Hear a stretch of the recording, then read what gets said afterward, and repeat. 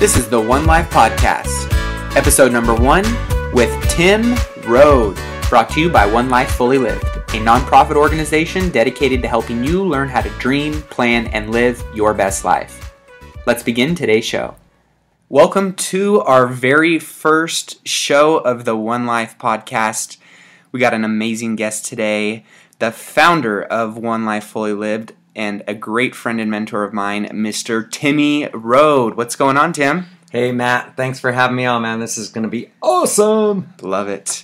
Well, I know a lot of people know who you are and what you've done for One Life, but for those that are just tuning in, checking out the podcast, checking out our community, why don't you tell them a little bit about who is Tim Rhode? Well, I'm in my 50s. I'm living a great life. I think I'd call it a life by design.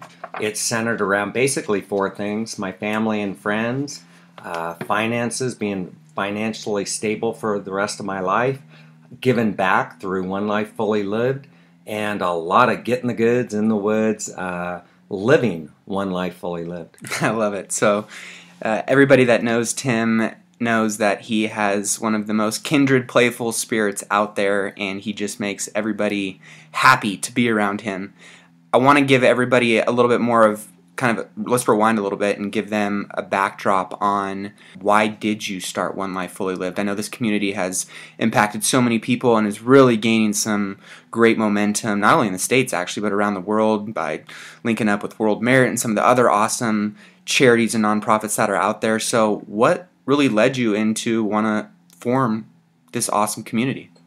Well, it was back in around 2009. I looked up and it just seemed like a lot of people in a baseball tournament had their dauber down, if you will, and just kind of lost their way. And I was fortunate enough to be financially free and had created a great life. But I just wanted to help other people see and experience what I've been so fortunate to. So that's what led us to create One Life Fully Lived. That's awesome. And, with all the change and growth and amazing people, coming into the community, where do you see One Life going in the next 5 to 10 years? Oh, wow. The growth should be incredible what we can do. I see people doing our One Life roadmap and creating a plan for themselves and living intentionally and just taking their lives to a whole nother level. That's on an individual basis. I see our community kind of being like a planet in other solar systems. You talked about connecting with other nonprofits. We see no competition. We see only collaboration. And One Life, our piece of it is helping people figure out, who am I? What's my plan? How am I going to make money and fend for myself? How am I going to live within my means and learn how to invest wisely, how to get things done, and how to be healthy in your mind, body, and soul to accomplish all of that. So taking those basic tenets and helping people get that down, I think One Life can just grow to incredible heights. I love it. And now you mentioned kind of a broad range of key points that One Life really touches on, and the resources and tools and everything that this community has built up through the network we've created.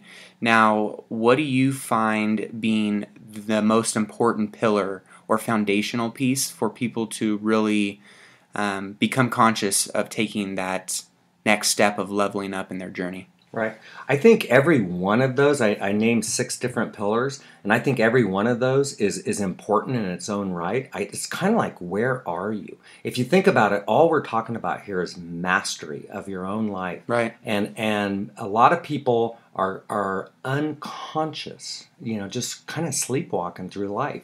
And that's what we hope, maybe you're listening to this and you can turn a friend on that is just not fully into living their One Life Fully Lived. And so it's a mastery of life, and you might come into it without any idea of who you are at your core. You might not have a plan. You might not be on your way for finances. But so it kind of matters where you are, but I would say the most important piece of getting somewhere is the finances, and it's the being mindful of, I call it the ABCs, the financial ABCs. A is what's coming in from all sources. B is what's it cost you to live. And C is what's left over, unfortunately for many, for debt reduction. But if you're well on your way for investing to get somewhere. Yeah, it's been great. I've heard so many people at our conferences and others who have kind of plugged into what we're doing. And a lot of people bring up the ABCs that Tim talks about. Right. And it's pretty cool to see how a simple formula like that, and that's just in finance, right? Right. We have so many other simple formulas that it's not some complex strategy, but you do have to do a life audit. You have to know exactly where you're at that point in time. Then you have to figure out what strategy you need in order to really excel through some of the hurdles and obstacles that we all face when life shows up, because it will. And that's the beauty of this community, is there's so many different tools and resources that have really empowered our one-lifers to level up their life.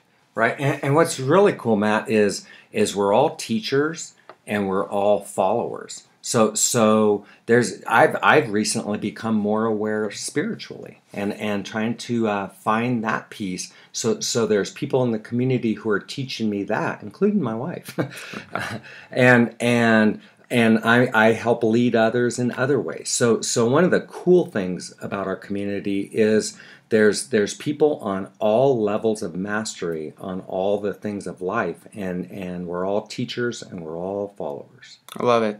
Now, what is one thing that you see being the biggest struggle that people in our community are facing? What is one thing that, when someone comes to the One Life community, is something that, they're struggling with, or they are reaching out to you or some of the board members or some of our resources for help with? Right. I find a lot of, people of all ages, but mainly young people, it just seems like the American dream, if you will, has gone missing. And it seems like many just don't believe it's possible, so aren't really paying attention and aren't tuned in to what could be. And it's amazing. You talked about simple formulas. Everything is pretty darn simple. You don't have to overcomplicate it. You just have to become mindful and aware and pay attention and give your life a little more attention. I tell young people when I meet them, a lot of my kids' friends I'll talk to, or people within the community, and I have two things I tell them. Number one, give your future a slice. And I'm not talking about being a tightwad and not enjoying life. Anybody that knows me, I've always enjoyed life along the way. But what I'm talking about is just giving your future a slice. And the other thing I tell people is, Matt's looking at me right now. I got gray hair. I'm in my 50s. And, it looks good on you. Oh, thank you. And someday you're all going to be there. And here's the line. When you get into your 50s, you're either going to hug yourself or curse yourself for the choices you make today. So it's all about taking care of your body, and it's all about preparing financially for your future, to where you have choices, you have options. And that's what a lot of us are doing in the community and have done, is been mindful and being mindful of how we play our game on a daily basis. And it's all about getting better every day. Yeah, you said it. I think it's just being intentional about how you're living your life and how you're moving through the different obstacles that at the end of the day we all face them. I mean, we're all human. We all put our pants on one leg at a time. Whether you're a millionaire or you're someone $50,000 in debt, we are all human, and that's the beauty of this community, is we all connect and reach out and lend a help. You always call it the barrel of monkeys, right? The barrel of monkeys, one monkey's always reaching up to level up his life, but he's also reaching down to pull the next guy up with him, next gal up with them. So I think that's one thing that really makes this community so beautiful and different. And it started with the culture of the leader, Tim Rhode, who founded it, but you've also attracted many other leaders that are making an impact in what this charity is doing. So tell us a little about some of the other leaders you see in this community and what you're excited on some of the stuff they're doing. Well, for one of them is sitting across from me, Matt. I love how you're stepping up your game in the podcast, broadcasting world. Just came out with an incredible life plan. I suggest you guys check it out. He and Brandy Salazar, another great leader in our community. There's people, that's one of the beauties of it, is we've attracted from people from all walks of life, all socio-economical. And by the way, One Life, where there's no religious, no political, we don't care who you are. As a matter of fact, we got a joke. Met a guy at the High Sierra Music Festival, Brian Rocha, who helps me out a lot with One Life. We were interviewing people, said the One Life question, where do you see yourself in 5 years? One guy answered, I want to be living in a tree in Mendo, man. And that's become our joke. We don't care what your dream is. Everybody has a dream. Few have a written plan for their dream, and precious few are living your dream. If you want to go live in a tree in Mendo, how are you going to pull that off? What's the logistics of it? And that's our outrageous example of One Life Fully Lived. I love it. So tell me a little bit about, I want to shift to kind of some of the qualities and traits you think are lacking in society, in the sense of, there's a lot of fear-driven tactics out in the world nowadays, which at the end of the day kind of entices people into playing small and being okay with playing small. Mm-hmm. And that's one thing we like to challenge, is your life can be as big as you want it to be. Right. And with an intentionality and a consciousness about how you move through your day, how you treat people, how you treat yourself first and foremost, gives yourself the opportunity to really have that quantum leap in some of the areas that a lot of us play small in. So, tell me one or two characteristics that you believe every leader or intentional human being is really implementing in their life and seeing great results because of it. I think that there's a couple things. And that's a great question, by the way, Matt.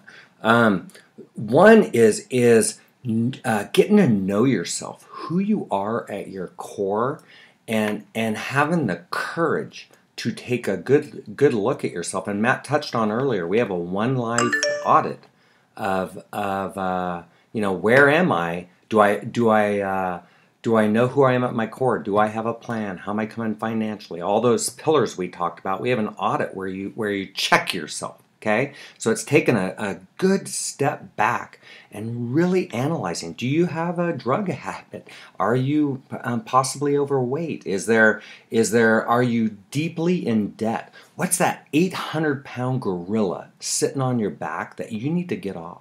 And we're pretty real on confronting your demons head on, and we all have them, you guys, and everybody does. So that's one step, is taking a really good look at who am I, what's my plan, doing an audit. And number two is accountability, and that's what the One Life community has to offer.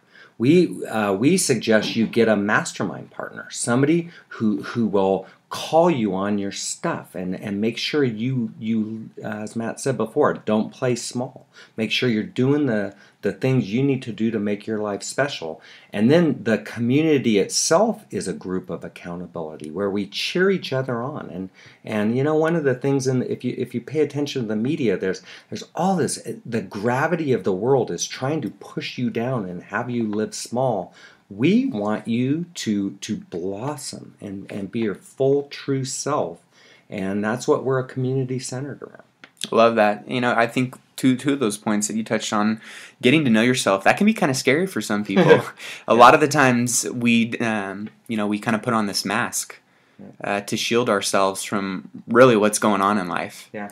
And when you kind of peel back some of the layers on your inner demons, right, but when you get to the root, that's when the magic starts happening, and that's when the transformation starts happening. A great book by Brene Brown called Daring Greatly, I was just reading it on the way up here, and she talks about vulnerability being almost kind of the linchpin of allowing people to get intimate with who they are, right, and then it allows other people to be able to get intimate with who they are, right, and create kind of a support system and a relationship leading right into accountability. Right. So when you give someone else permission to hold you accountable to doing what you said you wanted to do, or waking up and going to the gym or losing that weight, it's not that they are confronting you on something. I heard it from a great mentor. He says it's not confrontation, it's carefrontation. Nice. So I'm not here to battle and fight with you. I'm here to help you because I care. Right. And that's what friends do, and that's what this community does, is we all uplift one another, but we don't let you hide either. Right. And we share each other's victories. There's a lot of people feeding off each other and seeing somebody did something great, and then they go out and it fuels them to do something extra special. Okay, so on the topic of kind of habits or practices that you feel are highly leverageable principles of successful people or people on their way, what's the number one habit that Tim Rhode attributes his success to? Determination. I'm that gym rat that just was by no means the most talented, the best looking, the whatever. Just every single day I wake up around 5 a.m. every day, just with a fierce determination to get the things done that I need to do to make my life special. It's obviously a lot easier on this side. But back in the day, same way, just consistency, and having a plan, working my plan. Everything's really simple, you guys. You don't need to complicate it. Just get after it. I love it. Now, if you could design what the perfect morning looked like for someone in order to just propel them throughout their day with energy, success, passion, what would that morning routine look like? Well, a lot of us in the community know Hal Elrod. We've read his book, Miracle Morning. If you haven't gotten that book, get it now and just practice what's in there. It's in my mind, waking up early, and there's a lot of people hearing this going, "Oh, I'm a night person. I'm just not a morning person." I challenge you to kind of take another look at that.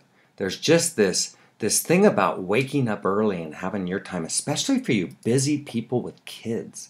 If you could just get up an hour or two earlier and have time for you and just set your day, and it's things like meditating and working out and making sure you're nourishing your body, and it's just taking care of you. It's putting that oxygen mask on you, so when the inevitable crap of life comes up, you're in a better position. And we all know what I'm talking about here.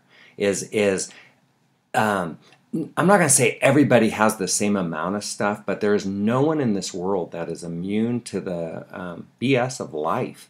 And it's about what mindset you're in when the inevitable junk comes up, and it's not what happens to you, it's how you handle it. Totally. Yeah, I think and mind you, a lot of people, if you've read Hal's book, he's got the savers, and the savers are silence or meditation, prayer, whatever works for you, affirmations, positive incantations to yourself, visualization, envisioning, what you want to do that day or where you're going to take your life or whatever it may be, but getting that idea of, if you can see it in your mind, you can create it.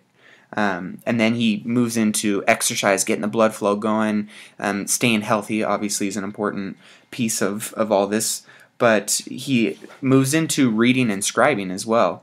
And I'll be the first to admit, those are two that I struggle with. And so a lot of people sometimes get overwhelmed saying, man, how does he do all 7 of these in the morning? This doesn't work for me. I like reading before bed, or I like writing before bed, or whatever it may be. So I would say, the morning is extremely important, like Tim was saying, because it helps you center and anchor yourself in those spaces that really propel you throughout the day by knowing that they're behind you already and you achieve those. And then, sometimes I get my save done in the morning and I get my ers done in the evening. So it doesn't necessarily have to be, it's your definition of what that success looks like and how you want to design it. But having a routine, we've found, and obviously studying multiple successful entrepreneurs and hearing all the different stories that people are doing, they have a routine, and it is something that gives them a guideline for moving intentionally. You keep hearing us say intentionally and consciously and mindfully. That's what this community is all about, and you'll see, and I'd love to hear more people share your One Life Miracle Morning routine. And let's get some conversation around that, because it'll be cool to mastermind and see all the different routines that are out there and realize, oh, everybody's got something different going on, but it's what works for you, and making it implement immediately, I think, is the most important part. So, Tim, there's a lot of different things we've been sharing here today. Now, what fears or circumstances do you see our community in business or personal showing up right now that we should address and kind of bring some light to that the One Life community is supporting the group on? Two come to mind. One thing I hear, and it's not as much as fears, but it's more of a challenge for people. A lot of people they're either in their quote day job and they don't like it and they're trying to transition into something new. That I find a challenge for people. And there's a lot of entrepreneurial spirits in our community where they have 6 different great ideas and aren't sure which to go after. And I think those are some of the challenges we see over and over is how do you transition your life to the next level? Think about it. I'll bet if you're listening to this, there's one big thing you're working on right now. And it's the what's next in my life. And I think that is some of the challenges that I see people face over and over and struggle with is you want to move up to the next step, but gravity, your demons, the world has a hold of your ankles and not wanting you to get what would be your one life fully lived. And that's where we want you to be mindful of what's the best way to break through, if you will. And it's up to you. It's up to having the accountability person to hold you accountable for it, and it's having a community to where you feel like you're part of something that's bigger than just you, and you owe it to you want to hold up your end of being part of something great. Yeah, you touched on a good point there. I think I can relate to it, and I'm sure you can, and I know a lot of people in our community have talked with me about this too, is that shiny object syndrome of we all have these, extreme desires and goals and things that we want to accomplish, yet, we kind of are trying to be the master, the jack of all, master of none. And that's kind of what narrowing down and focusing on, 1, what's your strength, and 2, where are you most passionate at, and finding out, 3rd, what is my highest and best return on my time. Because I spread myself so thin in certain areas of my life, whether that's my relationship or work or my health, whatever it may be, but it's not about getting more things done. I found that it's about getting the right things done. And the wisest possible decision and investment you can make with your own time is to operate in your highest point of contribution by doing the things that are essential to your goals. So I thought that was a great point that you brought up is, at the end of the day, especially talented people and the people in our community that, are trying out different outfits or whatever it may be that they're, putting on for show, or really utilizing in order to find their passion or level up in their passion. Don't get distracted by all the different people, offering you something or trying to, kind of attach their chariot to the amazing horse. But it looks like you got something to say on that too, Tim. Well, it's funny that you're talking about this. My one sheet for the year, the theme is less is more, and here I am in my mid-50s, having to reshuffle and figure out. I looked up at the end of the year and it felt like I was doing 11 things half-assed, and was kind of grumpy and not really playing full out, if you will. And I had to become mindful and spend some time on the mountain and think this out, and dropped a few things and backed off and packed some stuff to where I feel like I'm back on it's like I was skiing some steeps and got in the trees, and now I'm back on the groomers. I love it. Yeah, I think there's something to be said in that. Less is more, really. I mean, you become more effective if you are really spending a lot of your time and focus and energy on the areas that you are the best at. Right. And it's a great kind of note for everybody to Focus on the areas you're best at. No is not a bad word. Well, I think a lot of people struggle with no. I know I have. Sure. Whether you're a chronic people pleaser or you just want to be included, whatever it may be. But one of the things that I think are extremely important for you to get the results that you desire on the highest level is what I call graceful no.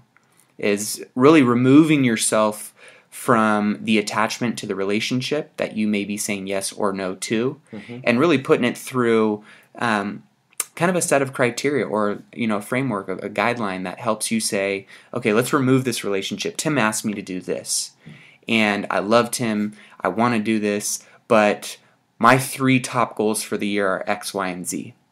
And if I don't do this, or if I do this, is this going to support and be in alignment with me achieving those goals? Because that's where I know I'm going to have my greatest impact on my life, my family, my relationships, my business, whatever it may be.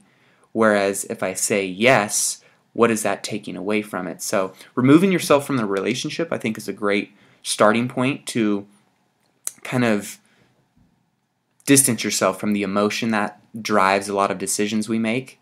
And as much as I would love to say you got to pair that heart and head, sometimes the heart overtakes the head and helps us make emotional poor decisions that take away from what we could really do in our lives. But at the same time, you still have to give the heart a little bit of, but you need that guideline, that framework that helps you sift through those yeses or nos. Makes sense. So right now, what are you, feeling extremely inspired and excited about for 2016? Oh, wow. So, a lot of things. It's just going to be, I feel like I have my ducks in order to have an incredible year, and to if you look at yourself as in a real estate appraisal term, highest and best use, I feel like I'm in alignment with who I am at my core, and in this year I'll be doing the things that help me help others best. I love that. Yeah. And I would definitely say you're doing that at a high level right now. So in 20 years, where do you see yourself, and where do you see One Life? Okay. I see myself, I've had this vision, I had this vision of I'm on top of a mountain in my 70s telling my kids, if those damn grandkids can't keep up, I'm going to leave them. So I'm 56 now, I'll be 76. I expect to be very healthy in my mind, body, and soul. I'm really working on becoming more chill. I'm doing a lot of inner work right now, trying to get more out of my head, more into my heart. What does that look like? That looks like I've hired a coach, Janai Lane, spirit-led instead. And who's going to be a guest on the show, by the way, so stay tuned for her episode. Yeah. And just really working on that piece, on just I've always been good at enjoying the moment and stuff, but just I've always had an angst inside of me, and I'm working on chilling more. I think that's okay. So I want to touch on that because I feel like everybody really has that inside them. It's like this little ball of anxiety, and sometimes it gets extremely big, sometimes it shrinks down, sometimes it's, hidden in the corner and you just don't want to pay attention to, but it's there. What are some of the things that you've been practicing right now to chill out a little bit more? Right. A couple things. One is being intentional at looking at where's that coming from. And repacking my life, if you will, to make sure that what I'm doing is in line with who I am at my core, and I'm not caught doing, for me, details. I just get overwhelmed. Yeah. So if I can be doing things at a higher level and delegate out those details, it's all the better. I love it. Yeah. So as we continue to grow the One Life community, what other sister charities or nonprofits are you paying attention to or looking to align with in order to spread this message as far as we possibly can? There's a couple that come to mind. World Merit is one we've teamed up with. We want to have our One Life roadmap all over the world.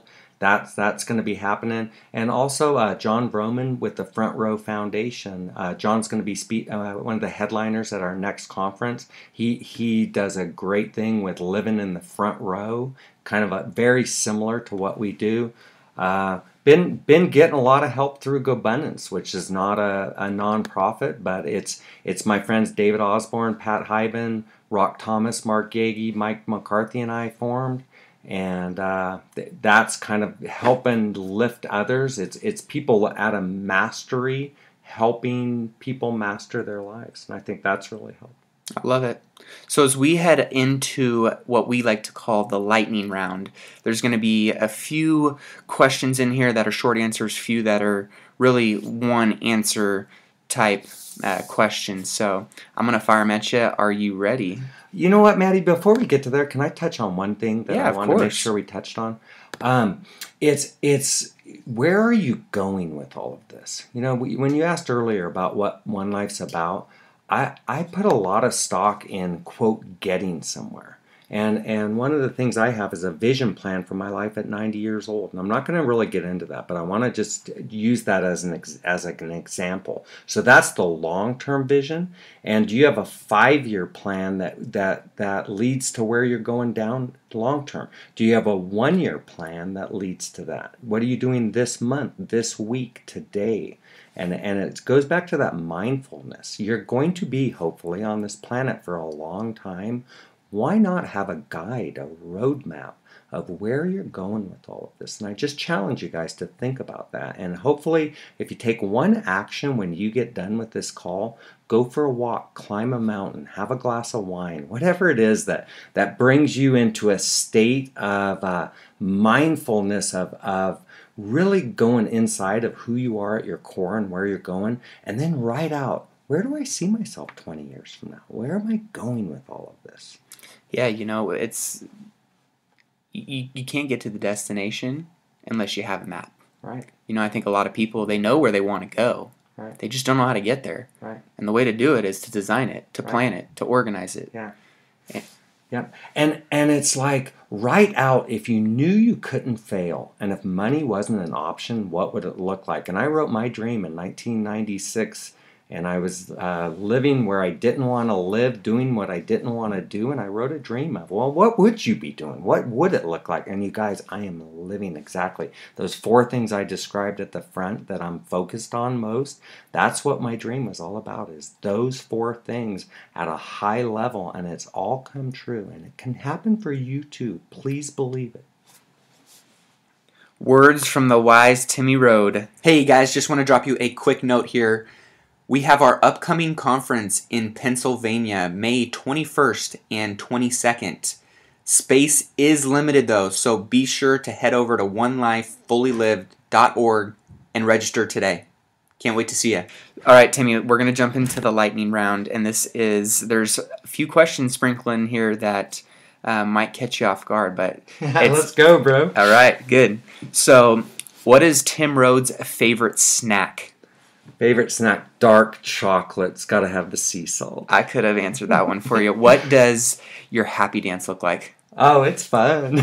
There's no rhythm and no shame. My wife said she married me despite my non-ability to dance. I love it. What's the last song you listened to on your iPod? Modest Mouse, and I had it in my head this morning. I can't think of the name of it. But I woke up to it in my head this morning. It's just jamming out, rocking. Yeah, just because I knew I was skiing today, and yeah, it's just sounds about right. What's the last book that you picked up? I just finished Janai's book, Spirit Led Instead. Did you like it? I love it. Yeah, she's awesome. Yeah. What's your favorite social media platform to plug into? Facebook. Awesome. And what can we expect from you next? What is Tim Rhode going to be doing this year that's just going to expand and grow the people around him and himself? I'm really working on networking to build the One Life community, help build GoBundance, and those are the biggest things I'm doing. Is I want to spend less time in details and more time on podcasts and more time getting our message out. Going to start working on the One Life Fully Lived book. How to dream, plan, and create your best life. Awesome. So we can expect a book here in the next few years, huh? In the next few years. Okay, cool. I'm gonna nail down a date on that and hold you accountable to it. Now, I'll shave my head. What is the legacy that Tim Rhode hopes to leave behind that people remember long after you're gone? Yeah, I want to be, well, let's do this. In 2003, I went to Tony Robbins. The purpose of my life is to be an outrageous example of love, playfulness, and courage. I'm creating a magnificent life full of abundance and adventure for me and my loved ones. So the legacy I want to live based on that is I want people to remember that dude got the goods. He cared about humanity. He tried to share his ideas of what helps people live their one life fully lived. And if you notice, people think, oh, it's about money and finances. Go back to the dude in the tree. I love it. You know, that's if you don't know Tim Rhode, that basically sums up him in a nutshell. I don't know if it's possible to sum you up in a nutshell, but he is, I want to acknowledge you, Timmy, for not only making such an impact in my life, but to see what you're doing on a massive scale with so many people. You have brought in a whole new level of play and love, and if you meet this guy, go up and give him a hug. He will just not only squeeze the life out of you, but he'll infuse so much energy into you that it'll be the best hug you've ever had. But you continue to just improve yourself and level up your game and surround yourself with great people, and you continue to inspire on so many different levels. So I want to commend you for what you're doing, not only in your personal life and the close sphere that you have, but to reach as many people as possible. It's a very commendable thing, and you're a great leader, and I love you, man. So I'm grateful to be a part of this. Well, thanks, Matt. I really appreciate that, and I feel likewise. It's neat. I call you the future of One Life Fully Lived. It's neat to see you, Brian Rocha, and others carrying on what we're doing here. And I know after I'm gone, One Life Fully Lived will live through superstars like you, man. Well, this kind of concludes our first One Life Fully Lived podcast with the founder, Tim Rhode. We're going to have some amazing stuff coming up, so stay tuned. Timmy, thanks for joining us. Let's go and get the goods in the woods. Hey, it's been my sincere pleasure, Matt. I'm looking out at Squaw Valley. It is snowing. Let's get it on! Boom. Thank you so much for tuning in today. If you haven't already, please be sure to join our Facebook page at the One Life Community, or you can check us out at onelifefullylived.org. There'll be information about upcoming events, podcast guests, and some great tools and resources for you guys on there that you will not want to miss out on. Now go out, make the best of your day, and live your life fully lived. Don't you take